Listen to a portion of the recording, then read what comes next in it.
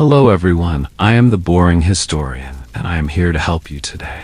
I know you use this video to fall asleep, so before that, like the video and subscribe to the channel. Also, where are you from and what time are you watching? Now get comfortable and relax. The concept of dating, as we understand it today, a period of romantic exploration prior to commitment, did not exist in medieval times.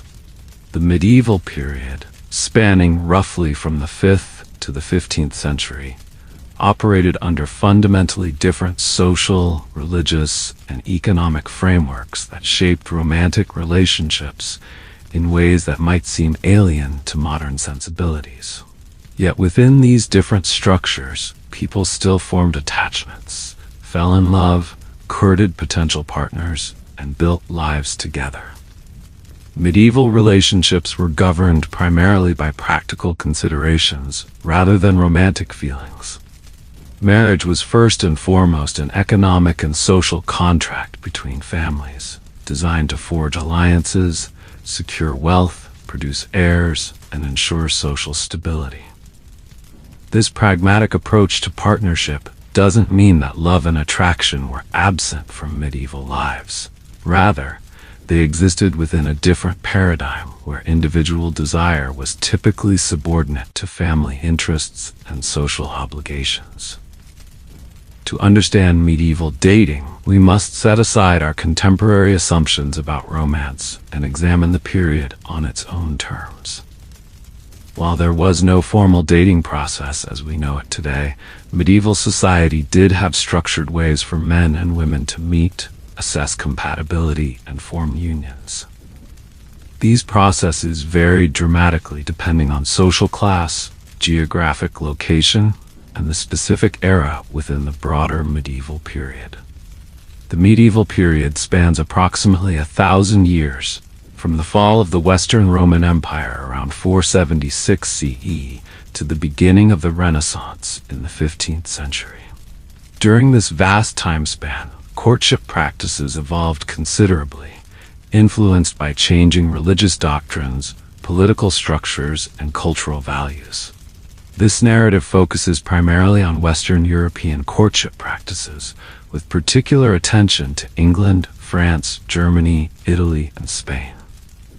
While acknowledging the rich diversity of courtship traditions across the Byzantine Empire, Eastern Europe, and the Islamic world during this same period, the constraints of space require a more focused geographic lens.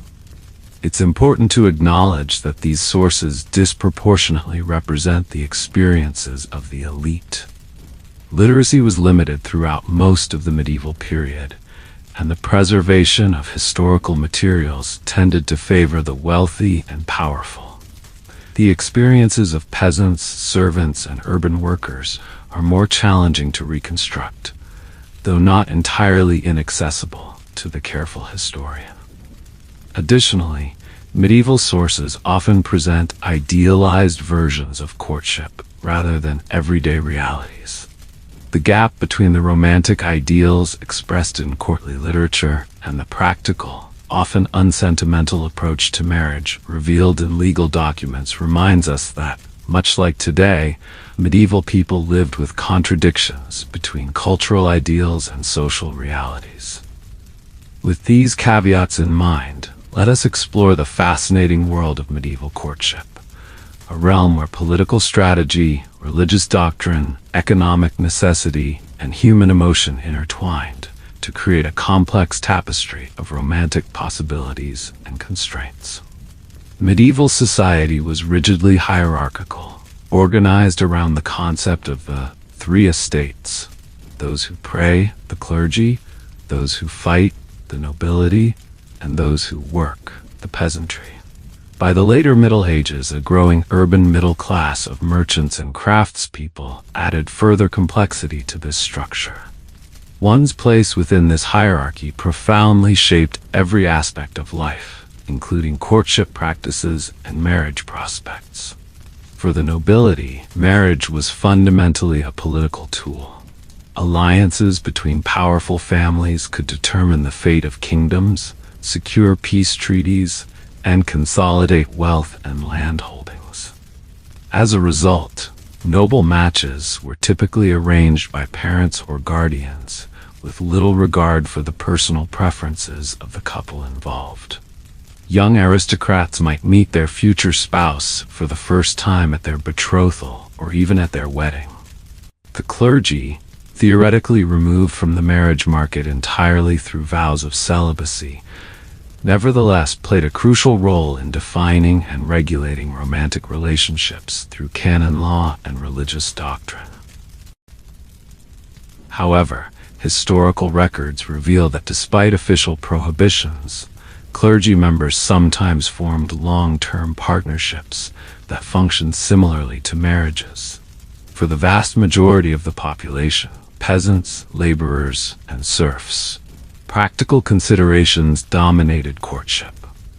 A potential partner's work ethic, physical health, and family resources mattered far more than romantic attraction.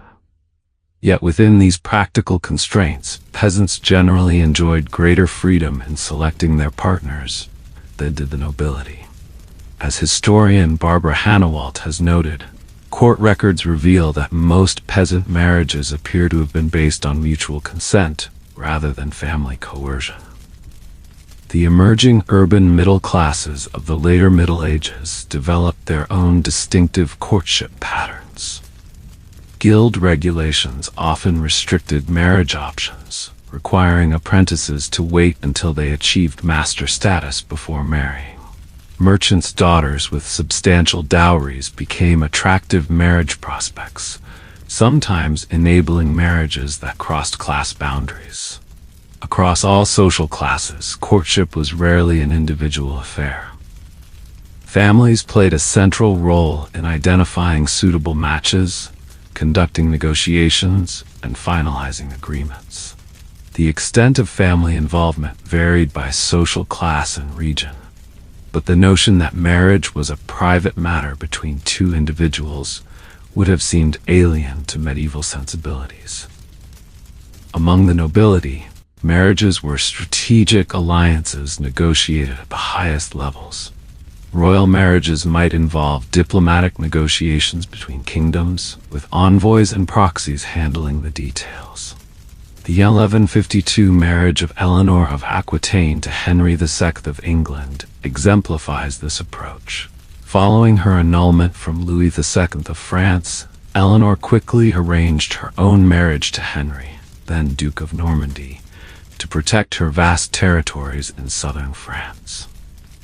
This strategic union reshaped the political landscape of Western Europe. For the gentry and lesser nobility, local connections were paramount. Families sought matches that would enhance their standing in regional politics, consolidate land holdings, or secure advantageous business connections. Parents, especially fathers, wielded considerable authority in these negotiations, though mothers often played influential roles behind the scenes. Peasant families also participated actively in matchmaking, though with different priorities.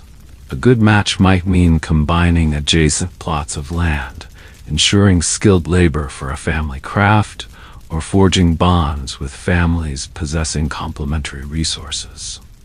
While parental approval was important, historical evidence suggests that peasant children had more say in their marriage choices than their aristocratic counterparts. By the later Middle Ages, particularly in urban settings, young people gained somewhat more autonomy in partner selection. Guild records and court cases from towns like London, Paris, and Florence reveal instances of young people initiating their own matches, sometimes against family wishes. Nevertheless, parental consent remained a powerful social expectation, if not always a legal requirement. The medieval church exerted enormous influence over courtship and marriage practices. Christianity's emphasis on monogamy, the indissolubility of marriage, and sexual ethics created the fundamental framework within which medieval relationships operated. In the early medieval period, marriage remained primarily a civil matter with minimal religious oversight. By the 12th century, however, the Church had established marriage as a sacrament under ecclesiastical jurisdiction. The Fourth Lateran Council of 1215 standardized marriage requirements, mandating public announcements, bans before weddings, and establishing impediments to marriage based on consanguinity, blood relationship, and affinity, relationship through marriage. The Church's position that mutual consent was the essence of marriage, rather than family arrangement or even a formal ceremony, had complex implications for medieval courtship. On one hand, it theoretically empowered individuals to form valid marriages even without family approval. On the other hand, the Church's insistence on the permanence of marriage reinforced the gravity of the decision and the importance of careful partner selection. Religious teachings also shaped ideas about appropriate behavior during courtship. Moral treatises and sermons emphasized chastity before marriage, modest deportment, and the dangers of unbridled passion. The popular 13th century guidebook, On the Love of God, by Guillaume de Loris, cautioned young women about protecting their reputations during courtship, advising them to be neither too harsh nor too welcoming to suitors. The concept of courtly love, which emerged in the 12th century, presented an interesting counterpoint to Christian marital doctrine. While celebrating an idealized form of love, courtly literature often depicted adulterous relationships that directly contradicted church teaching. This tension between religious ideals and secular romantic culture created a complex emotional landscape for medieval people navigating matters of the heart. While broad patterns in courtship practices existed across medieval Europe, significant regional variations reflected local customs, legal traditions, and cultural values. In Mediterranean regions, particularly Italy and Spain, family honor and female chastity held paramount importance in courtship customs. Young women were closely chaperoned, and reputation was fiercely protected. The practice of sequestering unmarried daughters within the household was more common in these regions than in Northern Europe. Dowries tended to be larger, representing a substantial transfer of wealth from the bride's family to the new household. In contrast, Germanic and Nordic traditions often gave women more active roles in courtship. Scandinavian women, for instance, retained more legal rights regarding property and marriage consent than their Southern European counterparts. The Norse sagas depict women actively participating in spouse selection, sometimes initiating courtships through tokens or messengers. Eastern European practices reflected influences from both Byzantine traditions and local customs. In Russia, elaborate wedding rituals included ceremonial bathing, ritualized lamentations by the bride, and complex gift exchanges between families. The Byzantine tradition of marriage crowns rather than rings as symbols of matrimony influenced Orthodox Christian regions. French courtship customs were deeply influenced by the troubadour tradition that originated in Provence in the 12th century. This poetic movement celebrated a refined, idealized vision of love that transformed courtship into an art form among the aristocracy, emphasizing gallantry, service to the beloved, and emotional restraint. English practices reflected the country's mixed heritage of Anglo-Saxon, Norman, and Celtic influences. Common law traditions gave English women certain protections in marriage that differed from continental customs, particularly regarding property rights. By the later Middle Ages, the practice of common law marriage, unions formed by mutual consent and cohabitation without formal ceremony, was widely recognized in England. These regional variations remind us that medieval Europe was not a monolithic culture, but rather a diverse tapestry of traditions, even in matters of the heart. Local customs, folklore, and legal traditions created distinctive courtship experiences across different regions. despite the unifying influences of Christianity and feudal social structures. For medieval nobility, marriage represented perhaps the most powerful diplomatic tool available. Strategic marriages could unite warring families, cement peace treaties, expand territories, secure trading rights, and consolidate power. The personal feelings of the individuals involved were rarely a priority when the fate of kingdoms might hang in the balance. The planning of noble marriages often began when potential partners were still in childhood.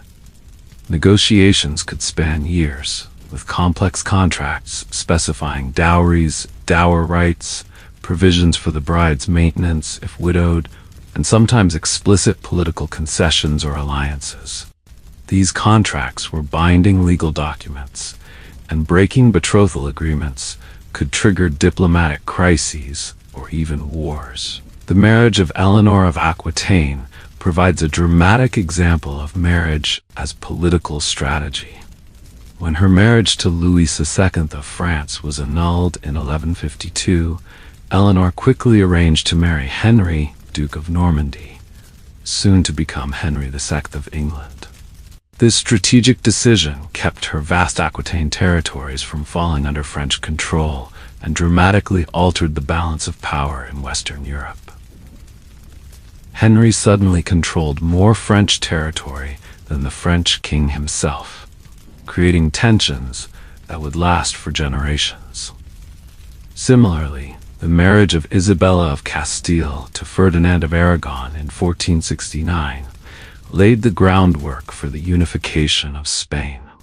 Though they married secretly against her half-brother King Henry IV's wishes, their union eventually brought together two of the most powerful Christian kingdoms on the Iberian Peninsula, creating the foundation for Spain's emergence as a world power. Royal marriages frequently crossed linguistic and cultural boundaries. Diplomatic considerations often meant that royal brides traveled to distant lands, expected to adapt to foreign customs and languages. This experience could be traumatic, particularly for young princesses sent to foreign courts with few familiar attendants.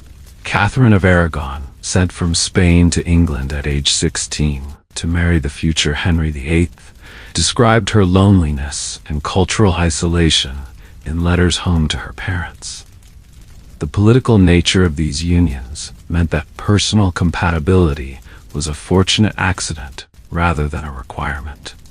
Medieval chronicles record both remarkably successful political marriages, like that of Eleanor of Castile and Edward I of England, who appeared to have developed genuine affection, and notoriously disastrous ones, such as the troubled union of Isabeau of Bavaria and the mentally unstable Charles VI of France. The process of arranging a noble marriage typically began with preliminary negotiations between representatives of the two families. These initial discussions established whether a match was politically desirable and financially feasible. If both parties showed interest, formal negotiations would commence, often conducted by trusted ambassadors or legal representatives. Betrothal agreements were detailed contracts covering numerous contingencies. A typical noble marriage contract specified the dowry amount and payment schedule, dower provisions for the bride's maintenance if widowed, any territories or rights being transferred as part of the agreement, the timeline for the marriage ceremony, arrangements for the bride's household and attendants, political commitments or alliances being formalized through the union. Once terms were agreed upon, a formal betrothal ceremony might take place. This event, called the sponsalia in Latin, created a legally binding contract. In the presence of witnesses, the couple or their representatives would exchange promises and sometimes tokens such as rings. Though not yet fully married, the couple was now legally committed to one another. For high-ranking nobles, proxy betrothals and even proxy marriages were common when geographic distance made personal meetings impractical. In these cases, a stand-in, usually a high-ranking nobleman, would represent the absent party during the ceremony. This arrangement allowed marriages to be formalized between parties who might not meet face-to-face until months or even years later. The betrothal period could last for years, particularly when the agreement involved children or when political circumstances necessitated delay. During this time, the families remained in communication, and the terms might be renegotiated if circumstances changed. Breaking a betrothal without mutual consent was a serious matter that could result in financial penalties, political consequences, or even armed conflict. Among the nobility, marriages often involved remarkably young participants by modern standards. Canon law set the minimum age for betrothal at 7, with marriages permitted for girls at 12 and boys at 14. These ages reflected medieval understanding of puberty as the threshold of adulthood. While betrothals of very young children were common, especially for high-ranking nobles, the actual marriage ceremony, and especially its consummation, were typically delayed until the parties reached the canonical age of consent. In practice, this meant that a royal princess might be betrothed at age 5, formally married at 12, but not join her husband's household until 14 or 15. The youth of many noble brides reflected several practical considerations. Younger brides could be more thoroughly integrated into their husband's family and culture. They also offered more childbearing years, critical for ensuring dynastic succession. Additionally, very young brides could be more easily molded to meet the expectations of their new household. Notable examples of young noble marriages include Margaret Beaufort, who was married at age 12 and gave birth to the future Henry II of England when she was just 13. The difficult childbirth left her unable to bear more children. Isabella of Valois, who became Richard II of England's second wife in 1396 when she was only 6 years old. The marriage was not consummated, and Richard reportedly treated the child queen with kindness, intending to wait until she reached an appropriate age. Bianca Maria Sforza, who was married to Holy Roman Emperor Maximilian I in 1494 at age 15, bringing a massive dowry that helped finance Maximilian's wars. The age disparity in noble marriages could be substantial. Political considerations often resulted in young women being married to much older men. Charles Brandon, Duke of Suffolk, was in his 40s when he married his ward, the 15-year-old Catherine Willoughby. Such age gaps were not considered problematic in medieval society, where marriages were evaluated primarily on their political and economic merits, rather than the personal compatibility of the couple. By the late medieval period, humanist thinkers began questioning the practice of very early marriages. Writers like Christine de Pizan suggested that girls should be more mature before marriage, though their concerns focused more on the girls' ability to manage households than on emotional readiness for marriage. Throughout the medieval period, certain royal marriages stand out for their profound political consequences, demonstrating how personal unions could reshape the map of Europe. Philip II of France and Ingeborg of Denmark, 1193. This marriage rapidly devolved into one of the most notorious failed royal unions of the Middle Ages. The day after their wedding, Philip attempted to annul the marriage for unknown reasons. When Ingeborg refused to accept the annulment and appealed to Pope Celestine III, a political and canonical crisis ensued that lasted 20 years. Philip's defiance of papal authority in this matter resulted in an interdict being placed on France, suspending all religious services in the kingdom. This case illustrates both the international dimensions of royal marriages and the Church's growing role in regulating marriage among the elite. Henry V of England and Catherine of Valois, 1420. This marriage, arranged as part of the Treaty of Troy following English victories in the 100 Years' War, was designed to make Henry V the heir to the French throne, disinheriting the Dauphin, the future Charles VII of France. Though Henry died just 2 years later, their son became Henry VI of England and was briefly recognized as King of France as well. This union demonstrates how marriage alliances could be used to cement conquest and legitimize territorial claims. Maximilian of Habsburg and Mary of Burgundy, 1477. This marriage brought the wealthy Burgundian territories under Habsburg control after Mary's father, Charles the Bold, died in battle. The union laid the groundwork for Habsburg dominance in European politics for centuries to come. France, which had hoped to acquire Burgundy, was suddenly faced with Habsburg power on multiple frontiers, reshaping the geopolitical balance of Western Europe. Isabella of Castile and Ferdinand of Aragon, 1469. Perhaps the most consequential royal marriage of the late medieval period. This union eventually led to the unification of Spain. Their joint rule saw the completion of the Reconquista with the conquest of Granada in 1492, the sponsorship of Columbus's voyages, and the establishment of Spain as a major European power. Their marriage strategy extended to their children, whose marriages created alliances with Portugal, England, and the Habsburg dynasty. Joan Thirst of Navarre and Philip IV of France, 1284.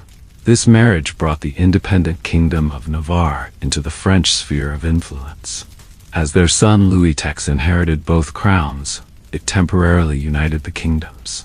After Joan's death, Navarre passed through several dynasties via female inheritance, demonstrating how women's marriage alliances could transfer territories between ruling houses.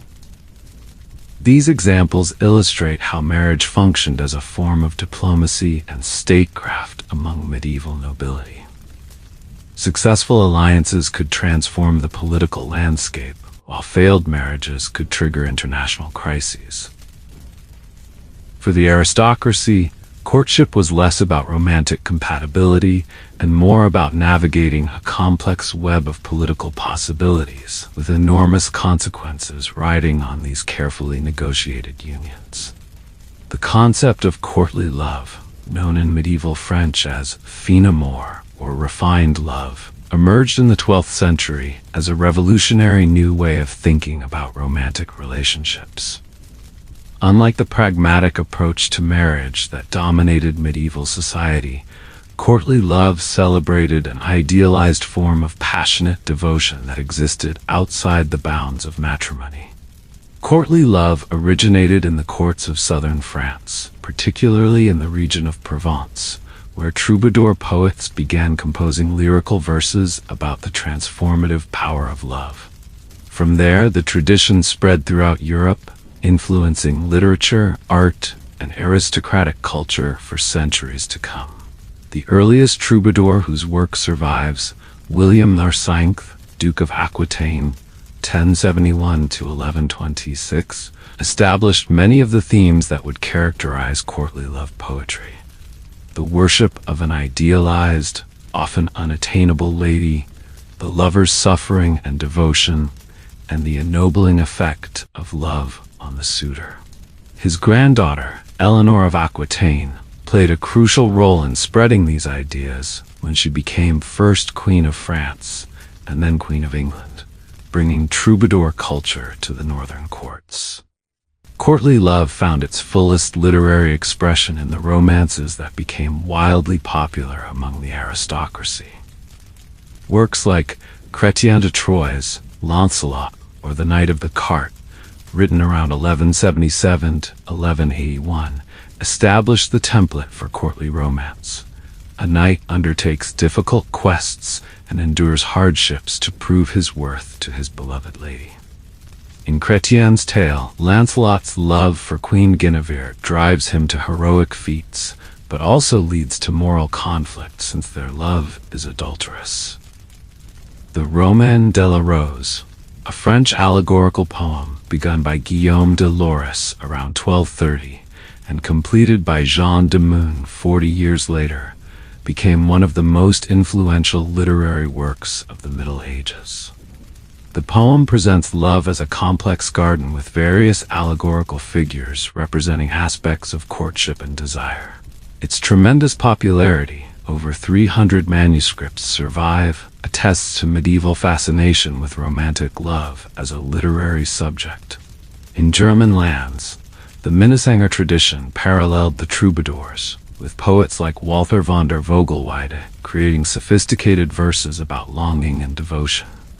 Italian literature saw similar developments with the Dolce Stil Novo, sweet new style, poetry of Guido Guinizelli and Dante Alighieri, whose La Vita Nuova chronicles his idealized love for Beatrice.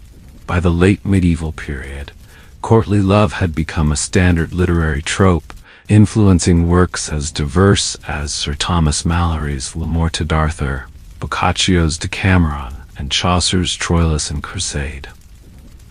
These works often explored the tension between idealized romantic love and the realities of medieval marriage, creating a rich literary tradition that continues to influence our understanding of romantic love today. Courtly love was governed by elaborate conventions that transformed romantic pursuit into a highly ritualized social practice among the aristocracy. These rules were never formally codified, but literary works and courtly manuals suggest a consistent set of expectations for those participating in this refined game of love. Andreas Capellanes's De Amore, On Love, written around 1185, offers perhaps the most explicit rulebook for courtly love. Though partly satirical, it outlines 31 rules of love supposedly issued by a high court of love presided over by noble ladies. These include such principles as marriage is no real excuse for not loving, and he who is not jealous cannot love, highlighting the extramarital nature of courtly relationships and the emotional intensity expected of the true lover. The basic pattern of courtly love involved several stages. 1. Attraction. The knight becomes enamored with a lady, usually of higher social standing and often married. 2. Worship from afar. The lover admires his lady from a distance, composing poems or songs celebrating her virtues. 3. Declaration. Eventually, the lover declares his devotion, often through intermediaries or secret messages. 4. Tests and trials. The lady tests her suitor's devotion by requiring him to perform feats of valor or endure hardships to prove his love. 5. Acceptance or rejection. The lady may eventually acknowledge the lover's devotion, granting him tokens of her favor, or she may reject him, leading to poetic lamentations about unrequited love. Physical expressions of courtly love were typically limited and highly symbolic. A lady might grant her champion the right to wear her colors in a tournament, present him with a token such as a handkerchief or sleeve to carry into battle, or allow him to kiss her hand in recognition of his service. These seemingly minor gestures carried enormous significance within the courtly context. The giving and receiving of gifts played an important role in courtly rituals. Lovers exchanged tokens with symbolic meanings.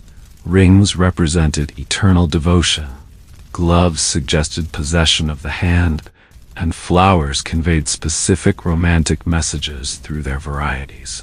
The 13th century romance, The Knight of the Cart, describes Lancelot treasuring a comb containing a few strands of Guinevere's hair as his most precious possession. Secret communication was another essential element of courtly love. Lovers developed elaborate systems for exchanging messages away from prying eyes, including coded language, trusted intermediaries, and rendezvous in secluded locations. Medieval romances frequently feature scenes of lovers communicating through songs with double meanings or messages hidden in seemingly innocent conversations. These ritualized practices created a framework for cross-gender social interaction, in a society that otherwise strictly limited contact between unrelated men and women. While primarily literary and performative, these conventions nonetheless influenced actual behavior among the aristocracy, creating space for emotional expression within the constraints of medieval social structures. One of the most striking aspects of courtly love was its complex relationship with marriage. Unlike modern romantic ideals that link love and marriage, courtly tradition often depicted them as separate or even opposing forces. This created a fundamental tension that medieval writers explored extensively. In courtly literature, the beloved lady was frequently married to another man, typically the knight's lord. This adulterous element created moral complexity, as the lover was caught between feudal loyalty and romantic devotion. In Chrétien de Troyes' Lancelot, the hero's love for Queen Guinevere places him in an impossible position, torn between his loyalty to King Arthur and his overwhelming passion for the queen. The 12th century troubadour Bernard de Ventadorn captured this tension in his famous lyric, "It is no wonder if I sing better than any other singer, for my heart draws me more towards love, and I am better made for its command." Yet this same poet was reportedly exiled from the court of Eleanor of Aquitaine when her husband, Henry II, became suspicious of their relationship, illustrating how literary ideals could collide with social realities. Medieval moralists and religious authorities condemned the adulterous aspects of courtly love. Theologians like Albertus Magnus argued that passionate love, even within marriage, could become sinful if it overrode reason or religious devotion. The influential Canon of Avicenna, widely read in medieval universities, warned that love was a mental illness akin to melancholy that could endanger one's physical and spiritual health. Despite these condemnations, courtly love's popularity suggests it fulfilled important social and psychological functions in medieval aristocratic society. Some historians, notably Georges Duby, have argued that courtly love served as a safety valve in a society where young knights often remained unmarried for years due to inheritance practices, while noble women were married off at young ages to older men.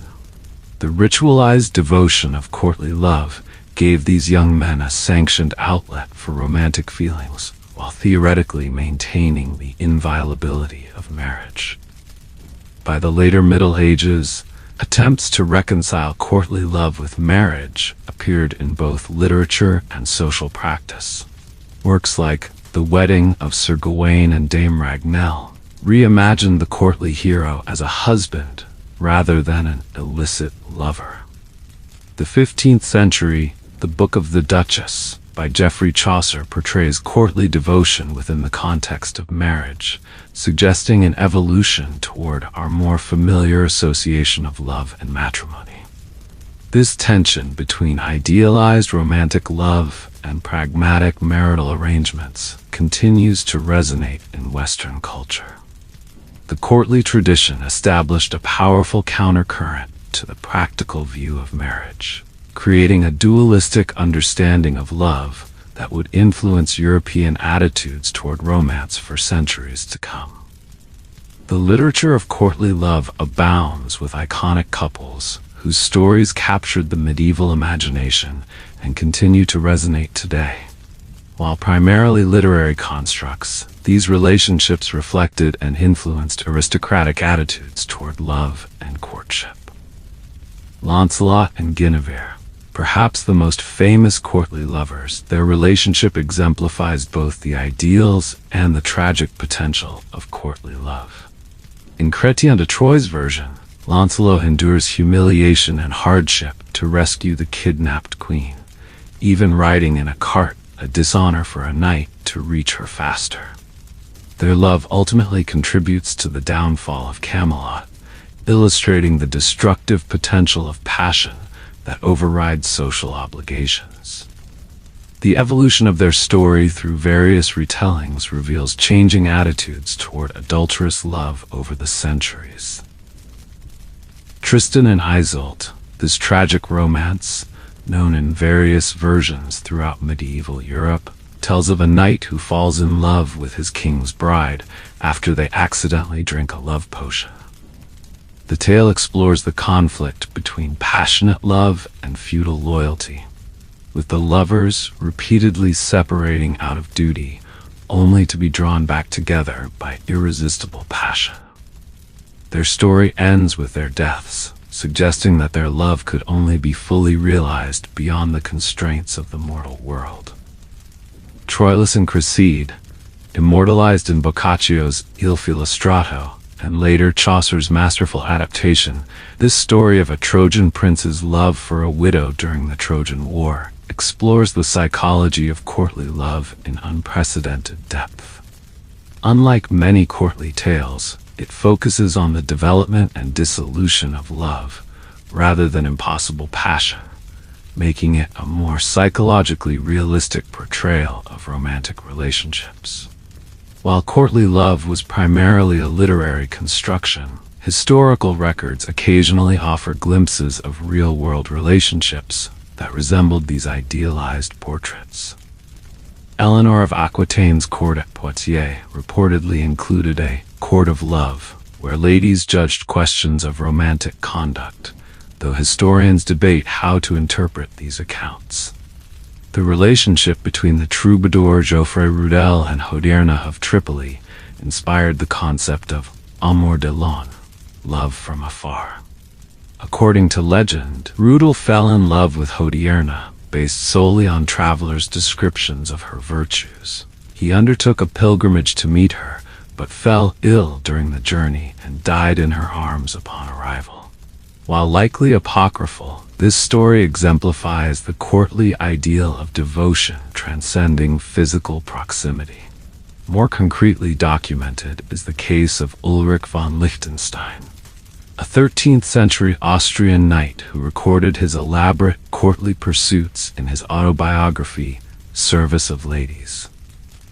Ulrich claimed to have dressed as Venus for a jousting tour in honor of his lady, drunk the water she had used to wash her hands, and undergone surgery on his lip because she complained it was unattractive.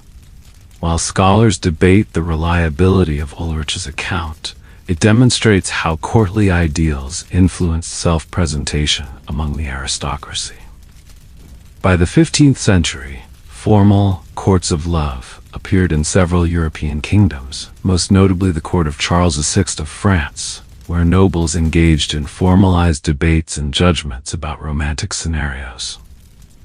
These institutions suggest that courtly love had evolved from a primarily literary concept to a social practice that shaped aristocratic behavior and self-understanding, creating a distinctive approach to romantic expression that would influence Western culture long after the medieval period ended. For the vast majority of medieval people, the peasantry, courtship and marriage were governed primarily by practical concerns rather than political alliances or courtly ideals. Economic viability, work compatibility, and community integration were the fundamental considerations in partner selection. Labor complementarity was essential in peasant marriages.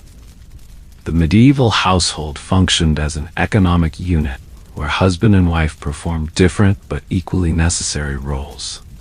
Men typically handled plowing, heavy field work, and livestock management, while women were responsible for dairying, poultry keeping, gardening, food preservation, textile production, and child rearing. A successful marriage required partners whose skills complemented each other, creating a functioning economic partnership. Property considerations heavily influenced peasant marriages. While lacking the vast estates of the nobility, peasants still concerned themselves with land accumulation and inheritance. Marriage often consolidated or expanded land holdings, with families strategically arranging matches between their children to combine adjacent plots or prevent the fragmentation of family land through inheritance. Court records from the English manor of Hailsowen show numerous cases of marriages that consolidated previously divided family holdings. Health and physical capability were crucial factors in partner selection among the peasantry. In a subsistence economy where physical labor determined survival, a spouse's strength, stamina, and freedom from disability significantly impacted household viability. Folk customs in many regions included rituals where a prospective bride's or groom's physical attributes were publicly evaluated. In parts of Germany, for instance, young women displayed their strength by carrying heavy water buckets during village festivals, demonstrating their suitability as working partners. Reputation within the community played a vital role in peasant courtship. Villages were close-knit societies where everyone knew each other's business. A potential spouse's reputation for honesty, diligence, temperance, and good character influenced their marriageability. Court records and church documents reveal that community opinion could effectively promote or prevent matches based on shared knowledge of individuals' character and behavior. Age and experience also factored into peasant marriage decisions. Unlike the nobility, peasants typically married in their mid to late 20s after acquiring sufficient resources and skills to establish an independent household. This pattern, documented through parish records across Western Europe, reflected the economic realities of peasant life. Young people needed to accumulate resources through service or labor before marriage became viable. While these practical considerations dominated peasant courtship, this doesn't mean that personal attraction and emotional compatibility were irrelevant. Medieval court records occasionally reveal marriages formed against family wishes, suggesting that personal preference sometimes overrode practical considerations. The 14th century Paston letters from England include cases of servants marrying despite family opposition, indicating that even within the constraints of medieval society, individuals sometimes followed their hearts rather than purely practical concerns. Despite limited historical documentation compared to aristocratic practices, various sources including court records, church registers, folklore, and material culture provide insights into peasant courtship customs across medieval Europe. The courtship season followed agricultural rhythms. The relatively quiet winter months, especially the period between harvest and Lent, saw the most active courtship and the highest number of marriages. This timing allowed communities to celebrate when food was most abundant and work demands were lowest. The English saying, "Marry in Lent, live to repent," reflected both religious prohibitions against marrying during this penitential season and the practical concern of beginning a marriage when spring planting demanded full attention. Initial meetings between potential partners typically occurred within supervised community contexts. Village festivals, church services, markets, and communal work events provided opportunities for young people to interact under the watchful eyes of the community. In many regions, specific festivals were particularly associated with matchmaking. The midsummer celebrations of St. John's Eve in Scandinavia and Eastern Europe, for instance, traditionally included rituals where unmarried women wore special garlands or performed dances that signaled their availability for courtship. Courtship among peasants often involved tangible gifts rather than the symbolic tokens of the aristocracy. Archaeological evidence and court records document practical presents that doubled as investments in the couple's future. Cooking utensils, livestock, textiles, or tools. A young man might carve a butter stamp or spindle for his intended, while a woman might embroider a shirt or prepare preserved foods as gifts, demonstrating her domestic skills. Physical proximity played an important role in peasant courtship. Dancing provided a sanctioned opportunity for physical contact, with regional folk dances often incorporating elements that allowed couples to evaluate each other's strength, coordination, and compatibility. The English country dance, German Schuhplattler, and various circle dances across Europe served not just as entertainment, but as courtship rituals where physical matching could be assessed. The custom of bundling, or night courting, documented in parts of Western and Northern Europe, allowed couples to spend the night together, typically fully clothed and sometimes separated by a bundling board or bolster, to converse and become acquainted. While potentially shocking to modern sensibilities, these practices occurred with community knowledge and often parental permission, serving as a controlled environment for couples to develop emotional intimacy before committing to marriage. Courtship duration varied widely among peasants. Unlike aristocratic marriages that might be arranged years in advance, peasant courtships could be relatively brief, sometimes lasting only a few months. However, historical records also reveal lengthy courtships spanning years, particularly when the couple needed time to accumulate sufficient resources to establish a household. The 15th century Paston letters document a servant named Richard Calle courting Marjorie Paston for several years against her family's wishes, illustrating both the possibility of extended courtship and the occasional triumph of personal choice over family arrangement. Regional variations in peasant courtship were significant. In Scandinavian countries, the tradition of the night visit allowed young men to visit women in their sleeping quarters for conversation and courtship. Mediterranean regions emphasized more formal family negotiations and stricter chaperoning. Eastern European customs often involved elaborate rituals of symbolic gift exchange and formal visiting patterns between families.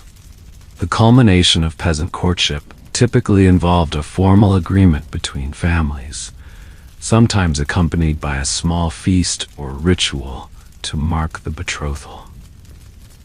Unlike aristocratic contracts focusing on property arrangements, peasant betrothal agreements often addressed practical matters like the timing of the wedding, usually coordinated with agricultural seasons, living arrangements, and the specific contributions each family would make to help establish the new household. The medieval calendar was punctuated by numerous feast days, saints' days, and seasonal celebrations that provided crucial opportunities for courtship among the peasantry. These community gatherings temporarily suspended the ordinary gender segregation of work life, creating socially sanctioned spaces for young people to meet, interact, and evaluate potential partners. Spring festivals were particularly associated with courtship.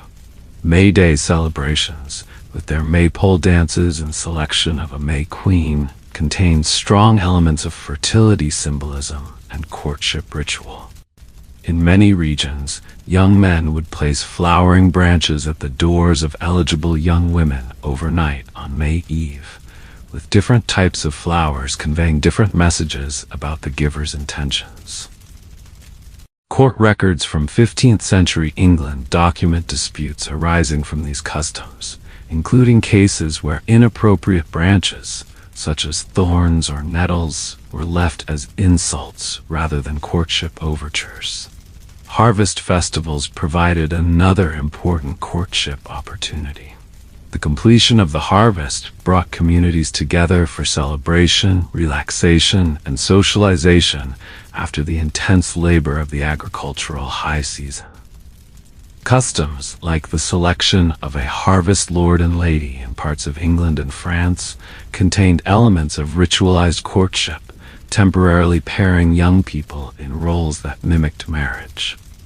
The relaxation of normal social constraints during these celebrations often facilitated romantic connections, with historical records noting increases in betrothals, following harvest festivals. Religious feast days combine spiritual observance with social opportunity. Pilgrimages, while primarily religious in purpose, created opportunities for young people to travel beyond their immediate communities and encounter potential partners from other villages. The famous Canterbury Tales by Geoffrey Chaucer depicts the social aspects of pilgrimage, including opportunities for flirtation and courtship, alongside religious devotion. Parish church ales, fundraising events where communities gathered to drink specially brewed ale, similarly combined community fundraising with socialization. Winter celebrations were particularly important for courtship in agricultural communities. With field work at a minimum, the period between Christmas and Lent traditionally saw the highest concentration of social events and marriages. The 12 days of Christmas included numerous festivities where young people could meet, dance, and socialize. Customs like the appointment of a Lord of Misrule temporarily inverted normal social hierarchies, creating a carnival atmosphere where flirtation and courtship flourished within the bounds of community supervision. Fairs and markets also served as meeting grounds. Beyond their economic function, these gatherings drew people from surrounding areas, expanding the pool of potential partners beyond one's immediate village. Young women selling produce or handicrafts at markets could interact with men from other communities, while young men traveling to fairs might encounter potential brides from villages beyond their own.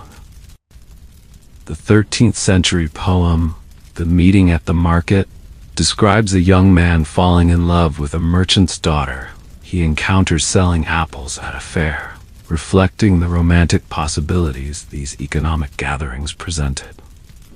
Dancing was central to courtship at village festivities. Medieval dance forms often involved patterns that allowed partners to converse briefly, display physical prowess, and assess compatibility.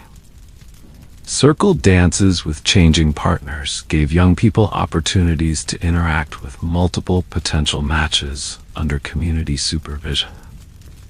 Some dances incorporated elements of competition or skill demonstration, allowing young men and women to display attributes considered desirable in a spouse. Community oversight remained present even during these festive occasions. Elders, parents, and church officials maintained watchful supervision, ensuring that courtship activities remained within acceptable boundaries. Village celebrations thus provided a carefully balanced environment where young people could pursue romantic interests while still subject to community standards and oversight. The formation of a new peasant household represented a significant economic event that required careful planning and resource mobilization. Unlike aristocratic marriages centered on dynastic alliances, peasant unions focused on creating viable economic partnerships capable of supporting themselves within the village economy.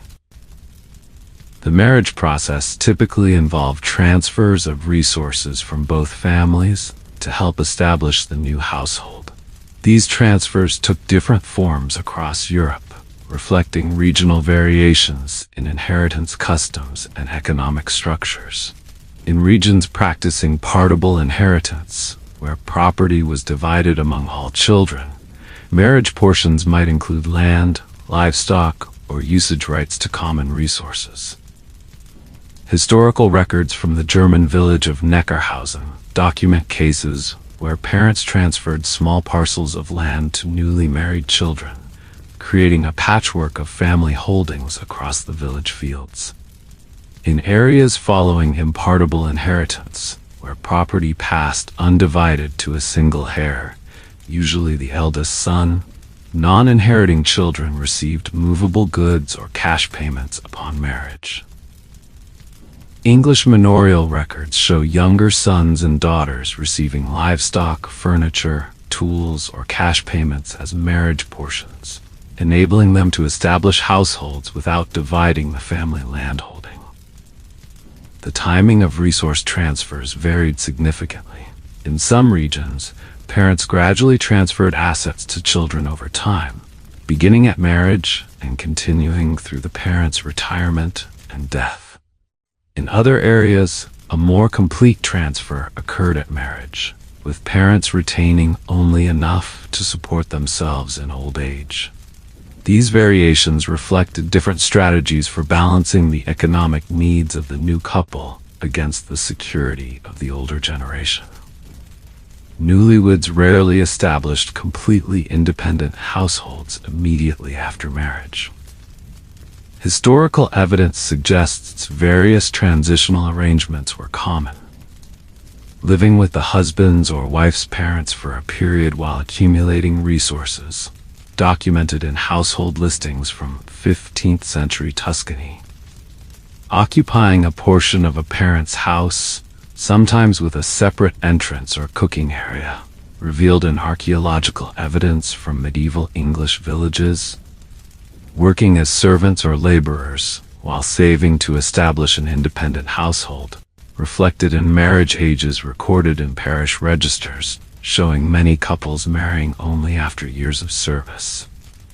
The bride's contribution to the new household, sometimes called her dowry or marriage portion, typically included items necessary for establishing domestic production: bedding, cooking utensils, spinning and weaving equipment, dairy processing tools, and personal clothing. Archaeological finds from medieval villages across Europe reveal the material culture of new households, including wedding chests containing these essential items. In some regions, particularly in Eastern and Southern Europe, brides prepared these items over many years, with the quality and quantity of their trousseau reflecting on their family status and their own skills.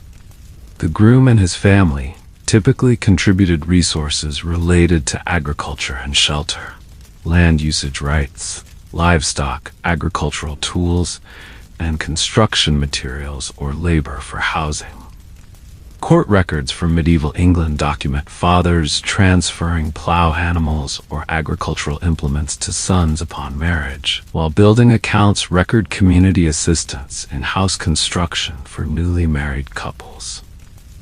Beyond tangible assets, newly married couples also required access to common resources critical for peasant subsistence: grazing rights, woodland for gathering fuel, fishing privileges, or access to communal ovens and mills. Village and manorial records reveal that marriage often conveyed or confirmed these usage rights, integrating the new household into the community's economic structure.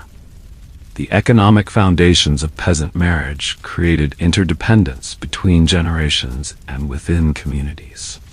Parents needed children to marry and produce grandchildren who would eventually support them in old age, while young couples needed parental and community assistance to establish viable households. This economic reality encouraged community involvement in matchmaking and marriage arrangements, as successful unions benefited the entire village economy. Medieval society maintained distinct expectations for women's behavior during courtship, shaped by religious teachings, social hierarchies, and practical economic considerations. While these expectations varied by region and social class, certain common patterns emerged across medieval Europe. Modesty and restraint were paramount virtues for women in the courtship process. Religious teachings and conduct manuals emphasized female passivity, warning against forward behavior that might damage a woman's reputation. The influential 13th century text on wifely duty advised young women to maintain such modesty in speech and bearing that suitors must wonder at your virtue, reflecting the expectation that women should appear reluctant rather than eager in romantic matters. Despite this emphasis on female passivity, medieval women were not entirely without agency in courtship. Historical records reveal various strategies women employed to influence marriage choices. Using intermediaries, typically female relatives or friends, to express interest in particular suitors. Participating in seasonal rituals that provided sanctioned opportunities to signal availability or preference. Deploying symbolic communications through specific types of gifts, colors, or flowers.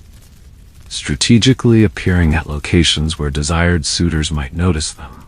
The economic value of women's domestic skills played a significant role in their marriageability.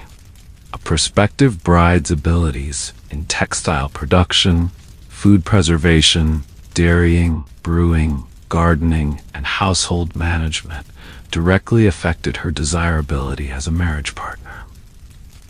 Young women often publicly demonstrated these skills during community gatherings, with historical accounts describing competitions in spinning, brewing, or bread making that showcased marriageable women's domestic capabilities.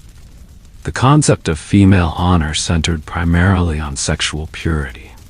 A woman's virginity represented both moral virtue and economic value in the marriage market, with documented differences in marriage portions or bride prices between women considered virtuous and those with compromised reputations. Court records across medieval Europe contain numerous defamation cases brought by women whose marriageability had been damaged by rumors about their sexual behavior, demonstrating the material consequences of reputation for medieval women.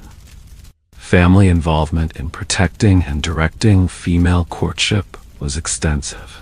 Chaperonage practices, though varying in strictness across regions, aimed to prevent unsupervised interactions between unmarried women and men.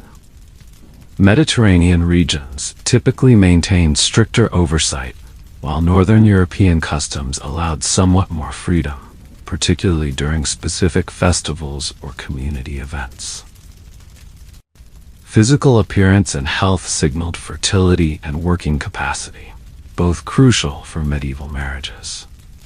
While the specific standards of female beauty varied across medieval Europe, common desirable attributes included clear skin, healthy hair, straight teeth, and a robust constitution indicating capacity for childbearing and labor. Medical treatises of the period, such as the works of Hildegard of Bingen, discussed physical signs of fertility that families should consider when evaluating potential daughters-in-law. Medieval women faced strong pressure to marry, as remaining single rarely represented a viable economic option outside religious life. Parish records from late medieval England show that over 90% of women married at some point in their lives, with most of the remainder entering convents. Economic survival generally required integration into a household economy structured around the complementary labor of husband and wife. The age difference between spouses affected courtship dynamics, with women typically marrying men several years their senior. This pattern, documented across medieval Europe through parish records and household listings, created an inherent power imbalance in many courtship interactions. The experience and economic resources of older male suitors gave them advantages in negotiating marriages with younger women and their families.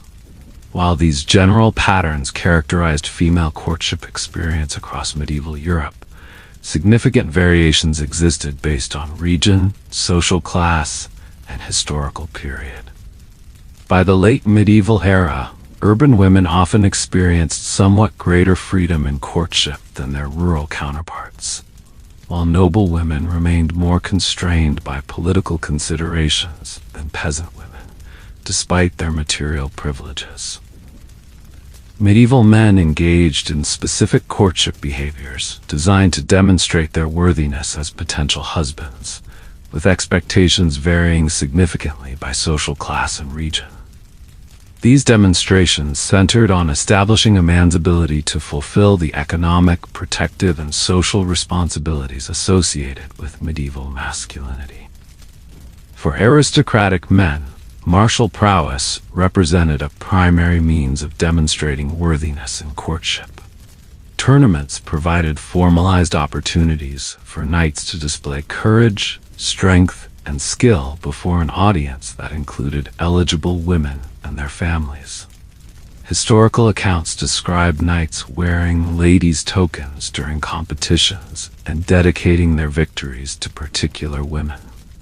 The 13th century Romance of Flamenca depicts a knight winning a tournament to attract the attention of his desired lady, reflecting how these martial displays functioned as courtship performances. Among the nobility, cultural refinement increasingly complemented martial skills as the medieval period progressed.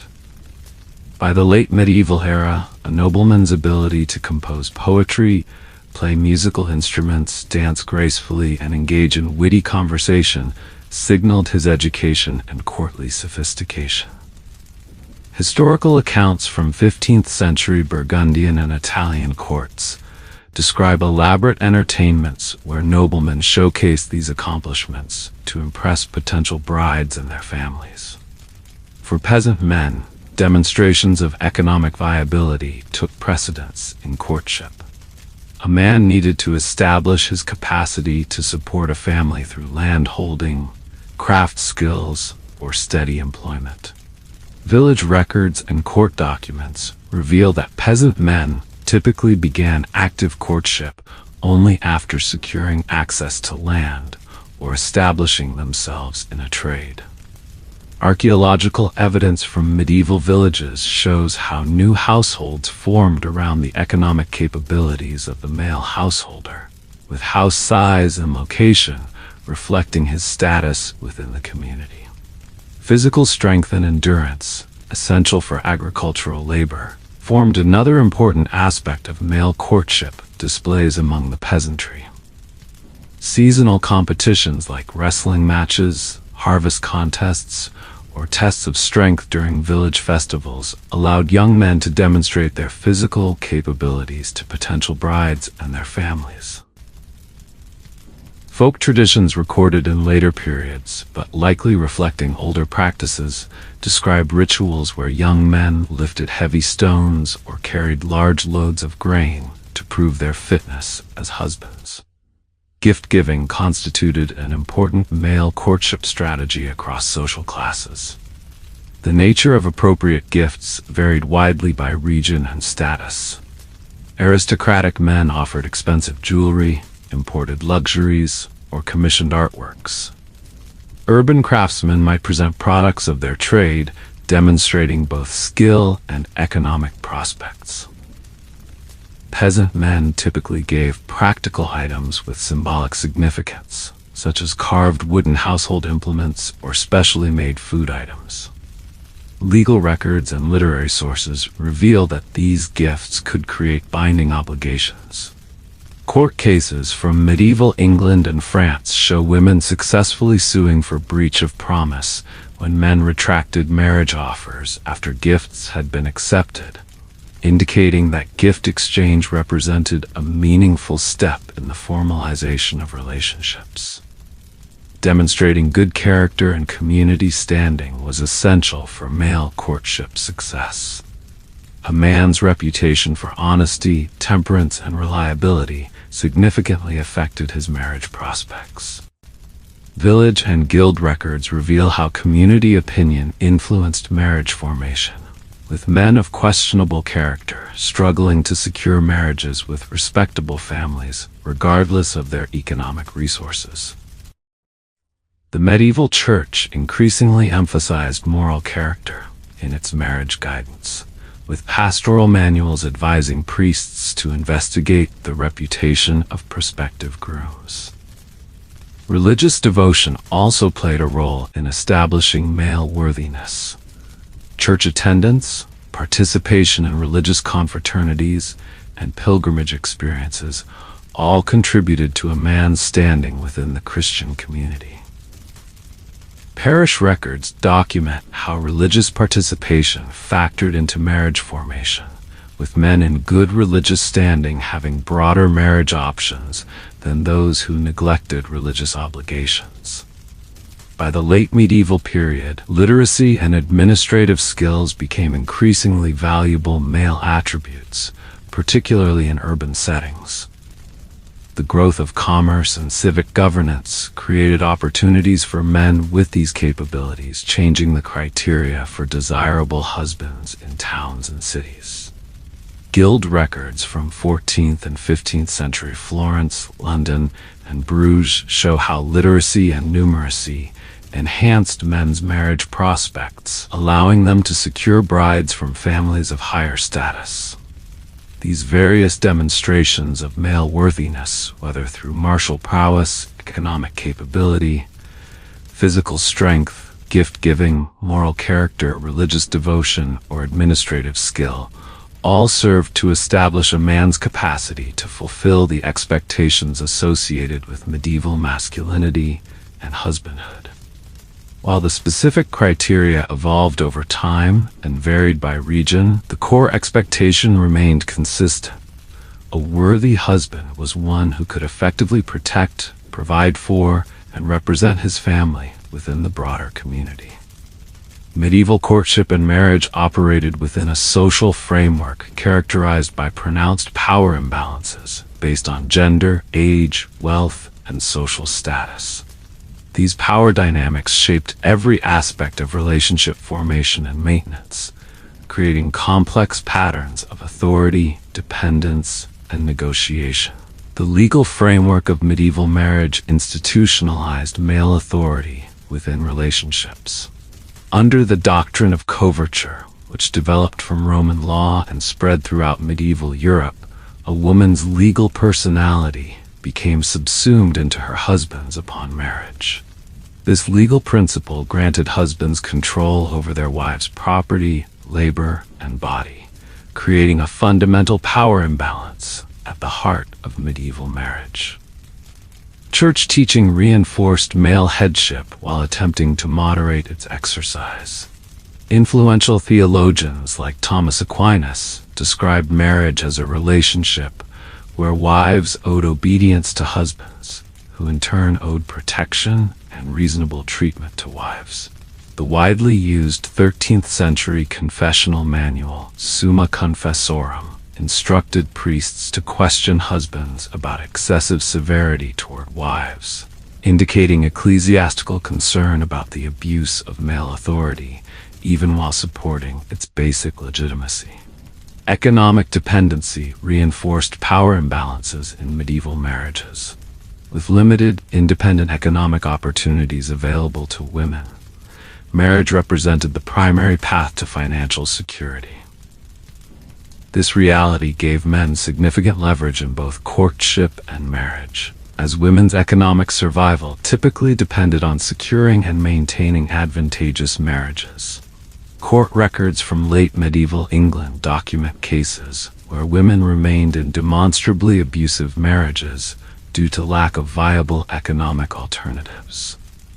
Age differences between spouses further skewed marital power dynamics. Demographic studies based on parish registers revealed that men typically married in their late 20s while women married in their late teens or early 20s, creating marriages where men's greater life experience and established economic position reinforced their authority. This pattern was particularly pronounced among the urban elite and nobility, where men often delayed marriage until their careers or inheritances were secured, then sought much younger brides. Family involvement in marriage formation affected power dynamics in complex ways. Parental arrangement of marriages could limit individual choice, but also provided a framework for negotiating more balanced marital relationships.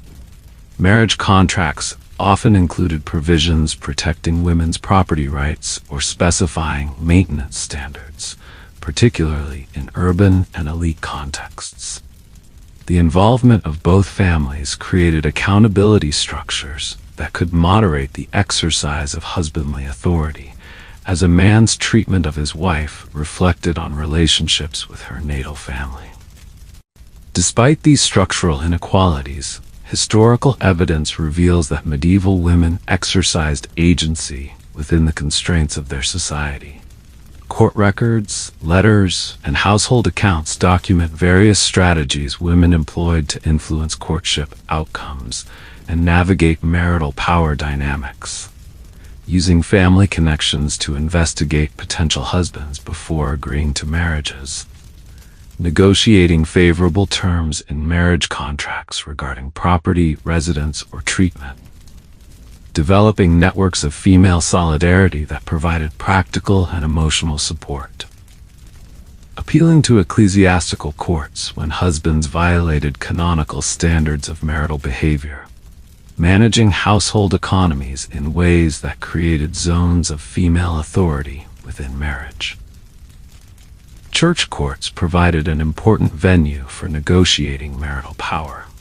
Canon law established certain protections for wives, including the right to seek separation in cases of extreme cruelty and the requirement of mutual consent for valid marriage.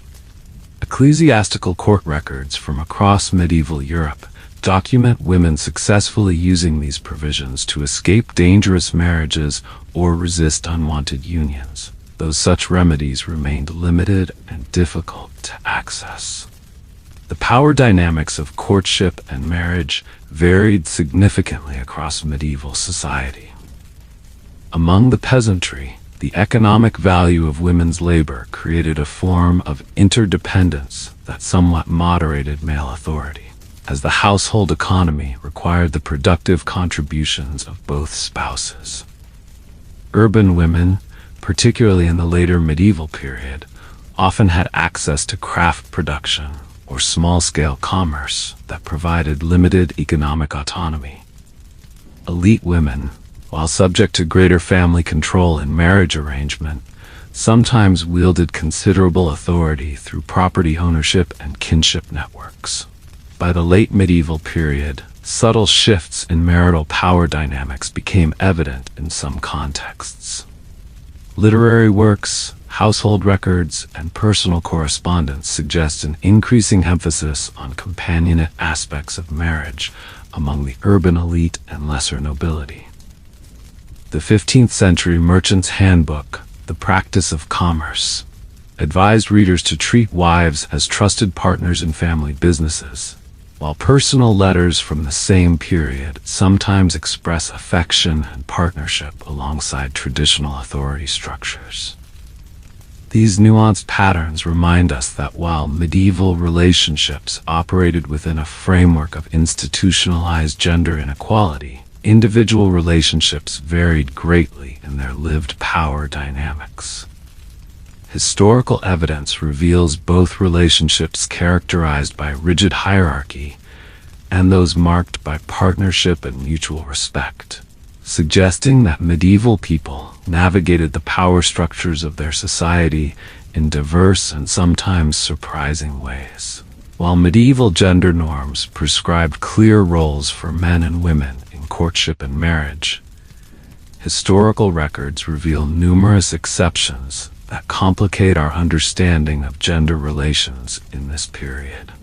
These exceptions occurred both at the individual level, with particular men and women defying conventional expectations, and at the structural level, with certain social positions allowing for alternative gender performances. Widowhood created opportunities for female autonomy in courtship that were unavailable to never-married women. Medieval widows, particularly those with independent resources, exercised significant agency in deciding whether and whom to remarry. Legal records from across Europe document widows negotiating marriage contracts on their own behalf, sometimes including provisions that protected their property rights and personal autonomy. The 15th century Paston letters include correspondence from the widow Agnes Paston, actively arranging her own remarriage, evaluating potential husbands based on their financial prospects and personal qualities rather than deferring to family arrangement.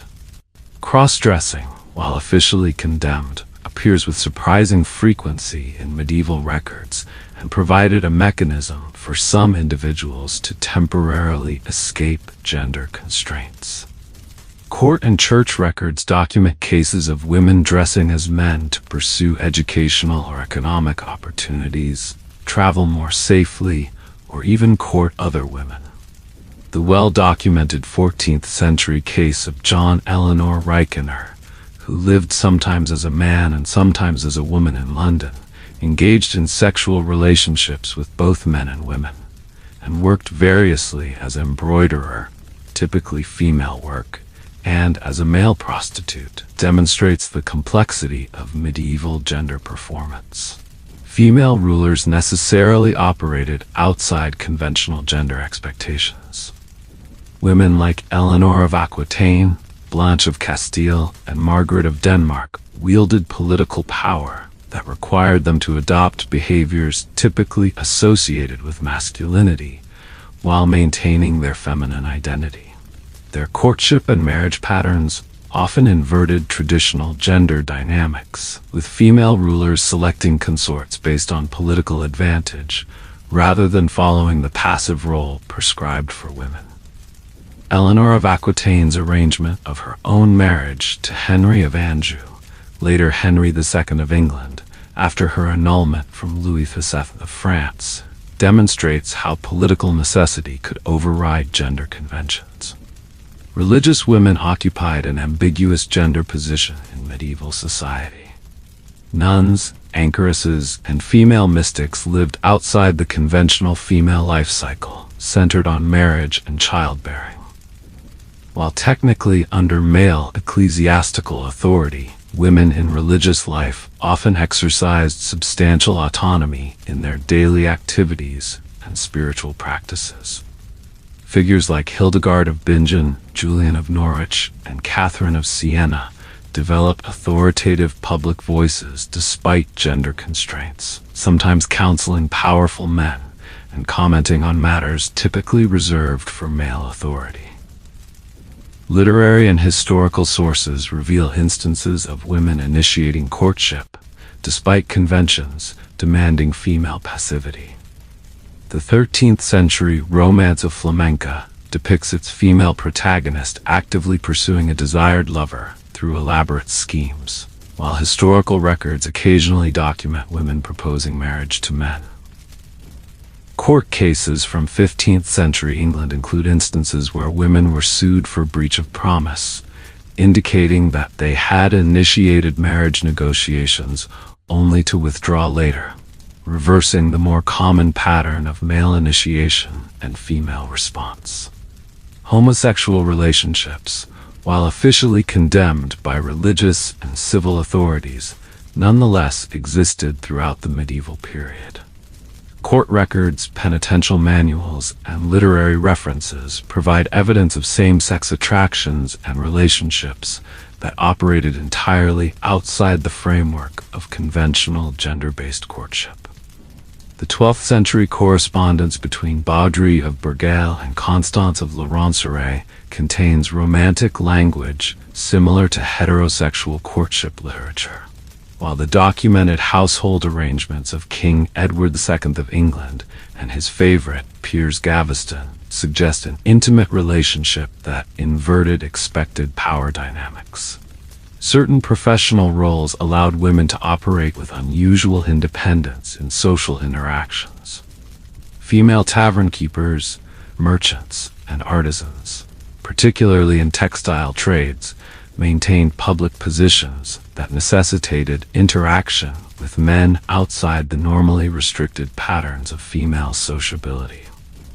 Guild records from late medieval London, Paris, and Florence document widows running workshops independently and unmarried women working in family businesses with greater public presence than domestic-focused women of similar social standing. Urban environments generally provided more flexibility in gender performance than rural settings.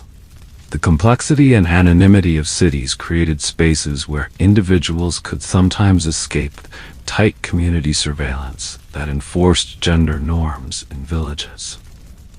Legal records from medieval cities document cases of women living independently, engaging in commerce, and forming households with other women, arrangements that defied conventional expectations for female dependency.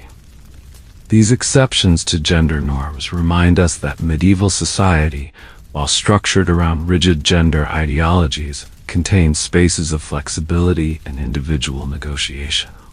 The persistence of alternative gender performances throughout the period suggests that medieval people recognized the constructed nature of gender roles, even while officially maintaining their naturalness and necessity.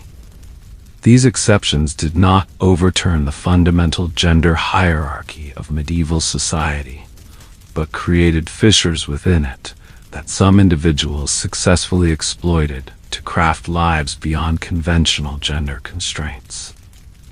The medieval wedding marked the formal transition from courtship to marriage, combining religious ritual, legal contract, and community celebration. Wedding practices varied widely across regions and social classes, but certain common elements characterized the culmination of medieval courtship.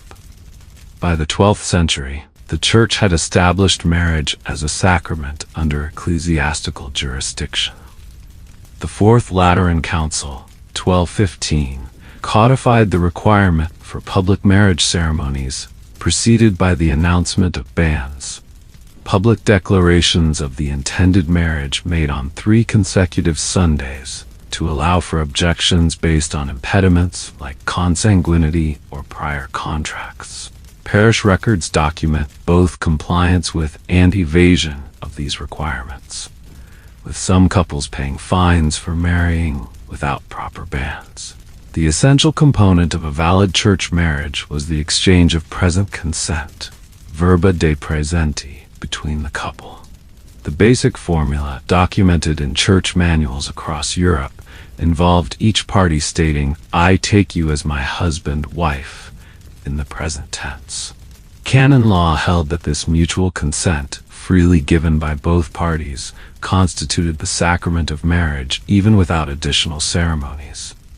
Court records reveal cases where marriages were recognized as valid based solely on these exchanges of consent, even when performed without witnesses or clergy, though such clandestine marriages were increasingly discouraged. The location of wedding ceremonies evolved throughout the medieval period. Early medieval marriages typically took place at the church door rather than inside the building, symbolizing the transition from secular arrangement to sacred union. By the late medieval period, ceremonies had generally moved inside the church, though regional variations persisted. Household accounts and church records document expenses for decorating church porches and entryways, specifically for wedding ceremonies. Wedding attire reflected the couple's social status rather than specific ceremonial requirements. Contrary to modern assumptions, white wedding dresses were not traditional in medieval Europe. Brides wore their best clothing, typically in rich colors if they could afford them. Wealthier families commissioned special wedding garments, with account books documenting significant expenditures for wedding clothing. Archaeological findings include preserved garments identified as wedding attire based on their quality and minimal wear, while manuscript illustrations depict wedding scenes, regional and temporal variations in ceremonial dress. The ritual of giving the bride had both symbolic and legal significance, transferring responsibility for the woman from her father or guardian to her husband. This element of the ceremony reflected the underlying legal concept of marriage as a transfer of authority over the woman. Church records and literary descriptions document this as a standard element of medieval weddings across Europe, though the specific ritual gestures varied regionally, from the physical placement of the bride's hand in the groom's to the ceremonial transfer of a symbolic object representing the bride. Rings played an important role in wedding symbolism, though practices varied by region and period. By the late medieval era, the exchange of rings had become standard in most Western European weddings, symbolizing the eternal nature of the marital bond. Inventories, wills, and archaeological findings reveal specialized wedding rings, sometimes inscribed with phrases like Amor vincit omnia, love conquers all, or featuring clasped hands in the design. The tradition of wearing the ring on the fourth finger stemmed from the ancient belief that a vein ran directly from this finger to the heart. The nuptial mass followed the exchange of vows for those who could afford the additional fees. During this special church service, the couple received communion together and special blessings on their union. Parish account books record varying fees for wedding masses based on elaborateness, with options ranging from simple services to elaborate ceremonies with multiple priests and musicians for wealthy families. Wedding feasts represented a significant expense, an important social ritual across all classes. Even modest households stretched resources to provide a celebratory meal following the marriage ceremony. Manorial records document peasants brewing special batches of ale for wedding celebrations, while household accounts of the nobility reveal elaborate multi-day feasting with specialized foods and entertainment. These celebrations served important social functions, publicly marking the new relationship between families and integrating the new couple into the community. Regional traditions added distinctive elements to wedding ceremonies across Europe. In parts of Germany and Scandinavia, crown weddings featured brides wearing elaborate metal or floral crowns symbolizing virginity. Mediterranean regions emphasized the ritualized procession, transferring the bride and her possessions to her new home. Eastern European traditions incorporated elaborate bread-sharing rituals symbolizing the couple's future prosperity. These regional variations reflected local cultural values while accommodating the church's basic requirements for valid marriage. Music and dancing formed integral parts of wedding celebrations across social classes. Account books record payments to musicians for wedding festivities, while court records occasionally document disputes arising during the exuberant dancing that followed medieval weddings. Specific wedding dances, documented in later folk traditions, likely had medieval origins, often featuring ritualized movements symbolizing fertility or the joining of families. By the late medieval period, written marriage contracts had become common, particularly among the property-owning classes. These documents, many of which survive in archives, specified financial arrangements including dowry amounts, payment schedules, and provisions for the bride's maintenance in widowhood. For wealthy families, these contracts might run to many pages detailing property transfers and mutual obligations between the joining families. The complexity and expense of medieval weddings sometimes led couples to seek alternatives. Church court records document cases of self-marriage, where couples exchanged consent privately, sometimes followed by cohabitation without formal ceremony. While technically valid under canon law, if both parties freely consented, such marriages faced increasing scrutiny and disapproval from both ecclesiastical and secular authorities concerned about clandestine unions that might violate family interests or conceal impediments to valid marriage. The consummation of marriage, the first sexual intercourse between the newly wedded couple, held profound legal and social significance in medieval society, marking the final step in the transition from courtship to valid marriage. Beyond its personal dimension, consummation had important implications for property transfer, inheritance rights, and the indissolubility of the marital bond. Under medieval canon law, a marriage became absolutely binding only after consummation. Unconsummated marriages could be annulled more easily than consummated ones, creating a legal distinction between marriages that were ratified by consent and those that were ratium et consummatum, ratified and consummated. This distinction appears repeatedly in legal records of marriage disputes, with evidence of consummation significantly strengthening the legal status of a marriage.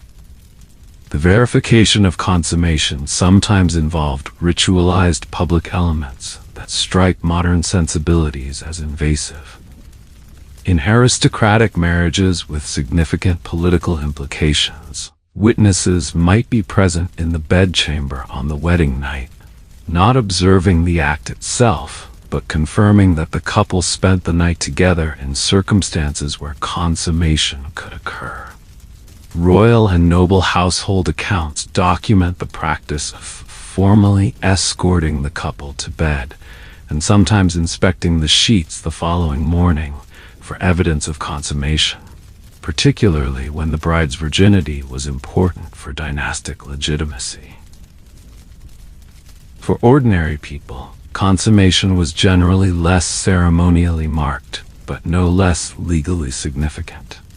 Community recognition of a couple's cohabitation served as presumptive evidence of consummation. Court records reveal cases where witnesses testified about a couple sleeping in the same bed as evidence supporting the validity of contested marriages, indicating the legal importance of established sexual relationships in confirming marital status. The medieval church recognized the concept of marital debt, the obligation of both spouses to engage in sexual relations upon the reasonable request of their partner. Theological writings and confessors' manuals discuss this mutual obligation extensively, generally presenting it as equally binding on both parties, despite the overall gender hierarchy within marriage. The 13th century text Summa Confessorum instructed priests to question both husbands and wives about withholding sexual relations, treating such withholding as a sin against the marriage covenant. Medical and theological texts provided guidance on appropriate sexual behavior within marriage, often with procreation as the primary legitimate purpose. Works like Albertus Magnus's De Secretis Mulierum, on the secrets of women, and various marriage manuals discuss positions and practices believed to promote conception, as well as times when couples should abstain from sexual relations, such as during certain religious observances, pregnancy, menstruation, and for 40 days after childbirth. These texts reveal the extent to which even the private sexual lives of medieval couples were subject to religious regulation and communal standards. Non-consummation due to impotence constituted grounds for annulment under canon law, and church courts developed elaborate procedures for investigating such claims. Court records detail physical examinations by midwives and physicians, testimonies about the couple's living arrangements, and sometimes attempts at treatment before granting annulments for impotence. The seriousness with which these cases were treated reflects the central importance of sexual consummation to medieval marriage validity. Consummation also affected property arrangements. In many regions, the full transfer of dowry or dower rights occurred only after the marriage was consummated. Legal documents sometimes specified different financial terms depending on whether a marriage was consummated or remained unconsummated at the time of its dissolution. The 14th century marriage contract between Elizabeth de Burgh and Lionel of Antwerp, son of King Edward III of England, explicitly stated that certain lands would revert to Elizabeth's family if she died before the marriage was consummated, highlighting the financial implications of this personal act. The connection between consummation and valid marriage created complex situations when political circumstances changed during the often lengthy process of aristocratic marriage formation. Historical records document cases where betrothals or even ceremonial marriages were later repudiated by claiming non-consummation when political alliances shifted.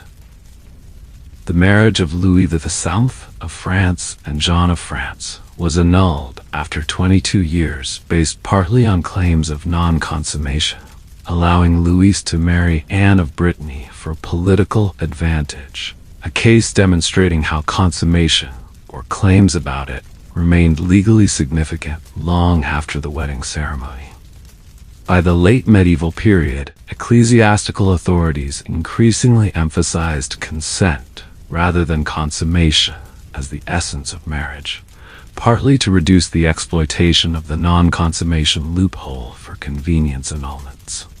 The Council of Trent, 1545 to 1563, would later formalize this shift, though its reforms came at the very end of the medieval period. Throughout most of the era, the physical union of the couple remained a crucial element in the full legal and social recognition of marriage, representing the final transformation of two individuals into one unified legal and social entity. The transition from courtship to marriage marked a profound shift in social status and daily life for medieval men and women. While romantic interest might have initiated courtship in some cases, the practical realities of marriage centered on establishing a functional household economy and fulfilling clearly defined gender roles within the broader community. For women, marriage typically meant relocating to their husband's household or establishing a new residence under his authority. Parish records and household surveys reveal that patrilocal residence patterns predominated across most of medieval Europe, though regional variations existed. This geographical transition could be especially challenging for aristocratic women married to distant lords or foreign nobles. Eleanor of Castile, married to the future Edward I of England at age 13, traveled from Spain to England to join a court where she initially knew no one and did not speak the language, illustrating the dramatic life changes marriage could entail for noble women. The daily life of a married woman centered on household management appropriate to her social status. For peasant women, this meant active participation in agricultural labor alongside domestic responsibilities like food preparation, childcare, textile production, and small livestock management. Archaeological evidence from medieval villages reveals how women's work shaped the physical organization of households, with spaces designated for activities like dairying, brewing, and textile work that fell under female authority. Urban wives often participated in their husbands' trades, particularly in crafts like textile production, food preparation, and retail trade. Guild regulations from late medieval cities like London, Paris, and Florence acknowledge women's participation in craft production, though typically as subordinate partners to their husbands. Widows were sometimes permitted to continue their husbands' businesses, indicating that wives often possessed the necessary skills and knowledge despite their officially subordinate position. Aristocratic wives managed complex household establishments, supervising servants, overseeing provisions, maintaining accounts, and representing their husbands' interests during their frequent absences. Household records and account books from noble estates document the extensive administrative responsibilities of aristocratic wives, who might oversee dozens or even hundreds of servants and manage substantial economic resources. The surviving household accounts of Margaret Paston in 15th century England reveal her management of family properties, supervision of agricultural production, and oversight of domestic servants during her husband's frequent absences. Pregnancy and childbearing dominated many women's married lives, with high fertility rates across all social classes. Demographic studies based on parish records suggest that a typical medieval woman might experience 8 to 10 pregnancies during her reproductive years, though infant mortality meant that fewer children survived to adulthood. This pattern of frequent pregnancy and childbirth significantly shaped women's daily experiences and health, creating cycles of pregnancy, childbirth, and lactation that structured their adult lives. Childcare responsibilities fell primarily to mothers, with support from female relatives and servants depending on social status. Archaeological evidence from medieval sites reveals children's toys, protective amulets, and feeding vessels that illustrate the material culture of childcare. Medical texts and household manuals offered advice on infant feeding, common childhood ailments, and child development, indicating the importance attached to these maternal responsibilities. For men, marriage brought increased social status and economic responsibilities. Guild regulations often restricted master status to married men, while village governance positions typically went to male heads of households rather than unmarried men. These patterns, documented in guild and manorial records across Europe, reflect the association between marriage and full adult male status in medieval society.